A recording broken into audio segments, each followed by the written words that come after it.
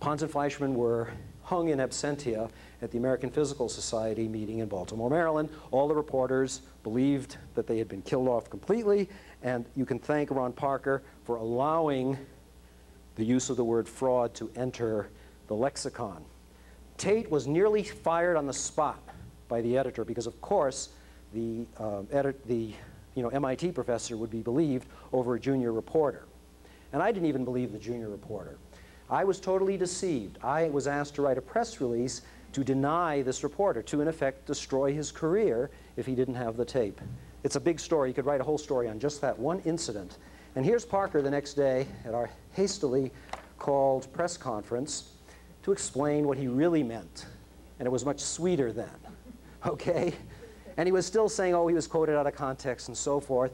But the Herald was outraged, and so they published a transcript of the real tape the next day, part of it, the key part, and Parker told me, oh, this is totally out of context, it's baloney, Tate is a viper, and so forth. These people, by the way, Parker makes $200,000 a year of your money studying hot fusion.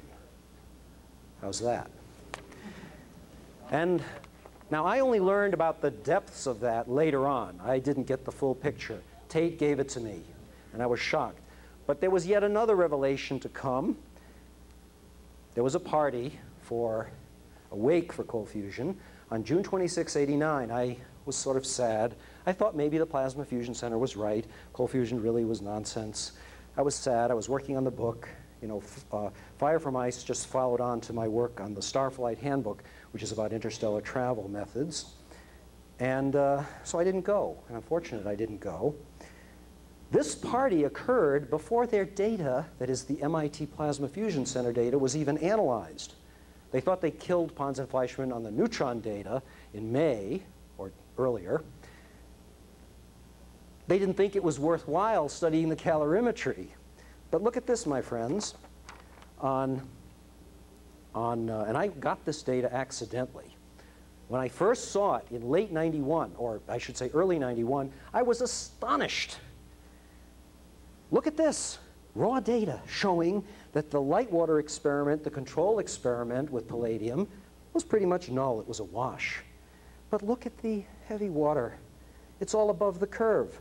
There's net power there. Doesn't mean cold fusion's proved, but it darn well says, go back and do the experiment. If it happens again like that, ooh, there might be something there. But they didn't want to do that, so 3 days later, they didn't all team up to do this. It was a lackey who did this, who would have been fired on the spot or thrown out if he had ever brought that data in that publishable form. So this is what they published instead in the Journal of Fusion Energy, which they edit at the Plasma Fusion Center. Talk about peer review. Kahn, what a great name, Kahn, C-O-N-N. Dr. Kahn was the editor of the Journal of Fusion Energy. And so this paper by 16 MIT authors, including Parker, published light water, null result, heavy water, null result, and it's completely fraudulent. Okay? I asked for investigation late '91, and they refused. They did a pro forma day investigation. They swept it under the rug. Dr. Mitch Swartz published a more extensive analysis of it, which shows that it's worse than just shifting the data down. I thought they just shifted the data down. They time averaged it appropriately into bins, but then they shifted it all down. It was worse.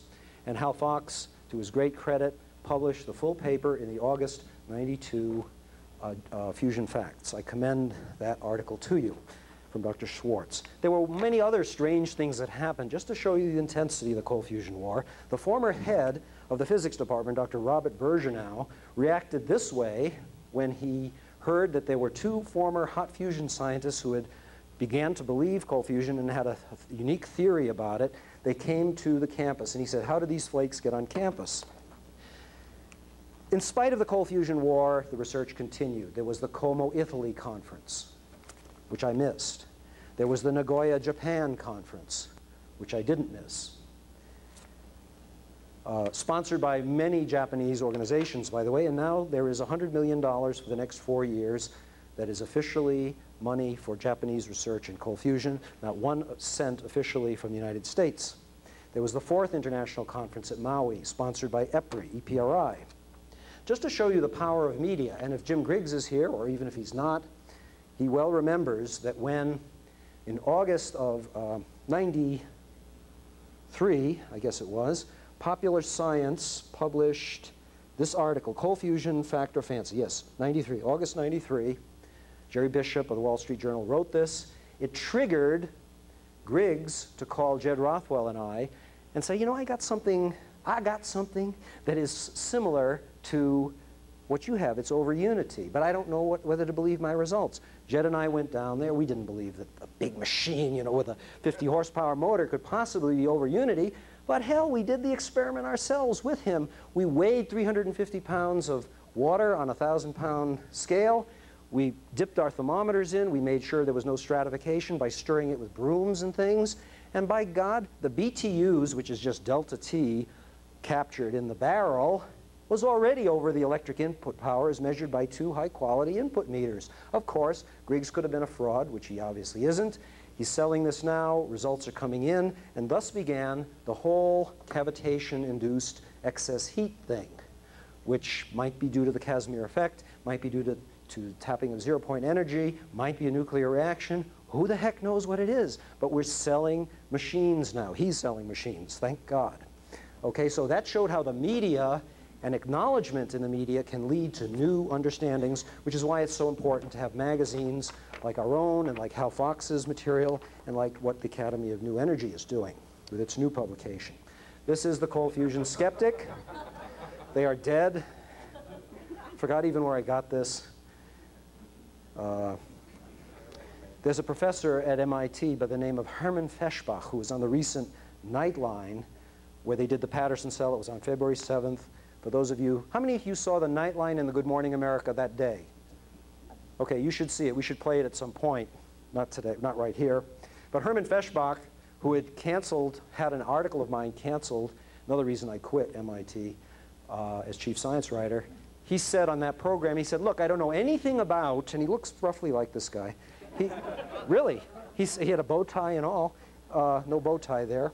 He said, I don't know anything about the Patterson power cell, but I can tell you there are no nuclear reactions going on there. Well, they've been measured now, as Dennis Craven's indicated, and hopefully within the next month or two we'll see that data. Transmutations. Poor Herman. Edmund Storms, who's got much more credentials than I do, former Los Alamos National Laboratory scientist, he finally got an article into Technology Review. This was '94. But it was 3 years after it was supposed to be in. Mine was approved by the editor, but Hermann Feshbach killed it. That's what I was told by the editor. That was the dominant reason it was killed. I called Feshbach up. This was in '91, and this is what he said. He said, I've had 50 years of experience in nuclear physics. I know what's possible and what's impossible, and that's it. I said, would you read at least Dr. Storms's summary of the evidence in '91 and Dr. Srinivasan's evidence also reviewed of the Bhabha Atomic Research Center in India. He said, no, I will not listen to any more evidence. I won't look at it. It's all junk. And he hung up the phone. So he gets written into history for that remark. Right. No, I just hope I hope that Hermann Feshbach, John Maddox, Steve Jones, Parker, Petrasso, a whole bunch of I just hope they live long enough. Hi, Zenga, how could I forget? Live long enough to see that they were wrong and maybe apologize to the world. And then we'll forgive them, but not until they apologize for what they did.